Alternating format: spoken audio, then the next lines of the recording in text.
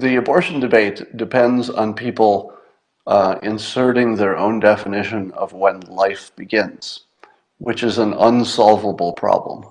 In other words, there's no objective way where we can do an experiment and say, well, here's life, and here's not life. So the pro-life people say it begins at conception, and I would say that's a perfectly moral position. That is 100% morally appropriate position, that if there's any ambiguity about when life begins, it's life. That's the most morally clean position, because it allows that you might even be wrong about where life begins. But as long as there's ambiguity, morally clean opinion is that you don't take a chance. Maybe it's life, maybe it's not. Now, the people who are on the other side are not really arguing the morality of it. They're arguing sort of a freedom question.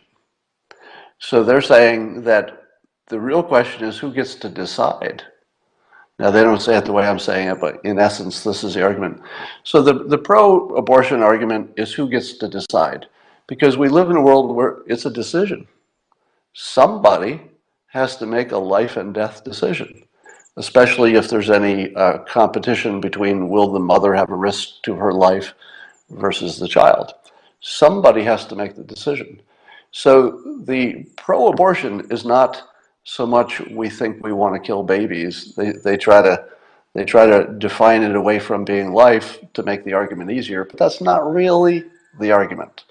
The argument is who makes the decision.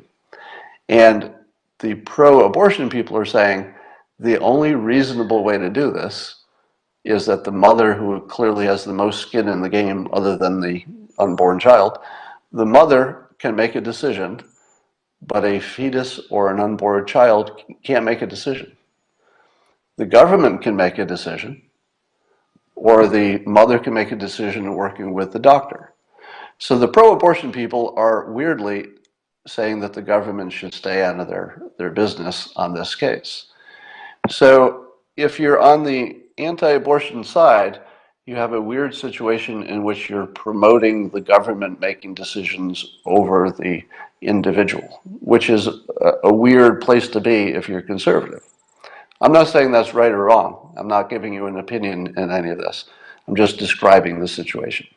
So there's an incongruity on the left in which they favor a little bit of government intervention when normally they would run away from that.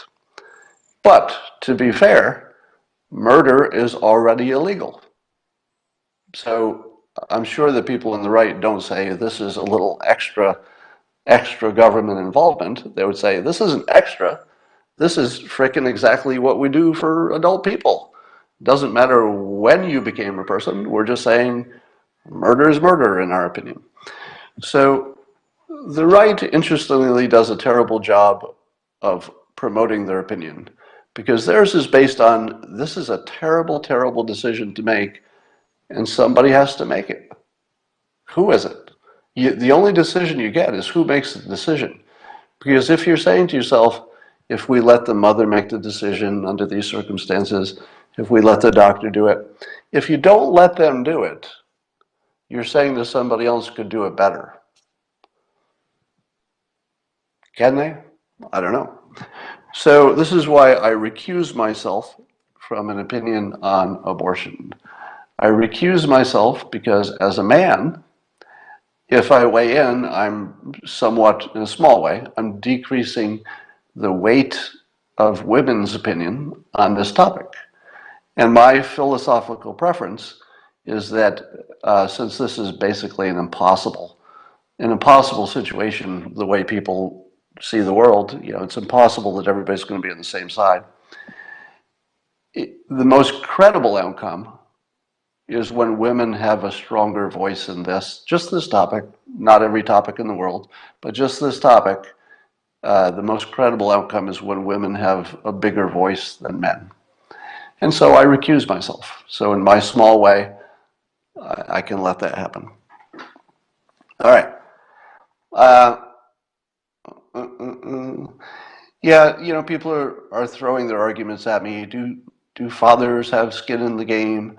You can argue yes, obviously less than the mother does. Do they have financial interests? Yes. Can the financial interests be a separate decision from the life or death abortion decision? Yes.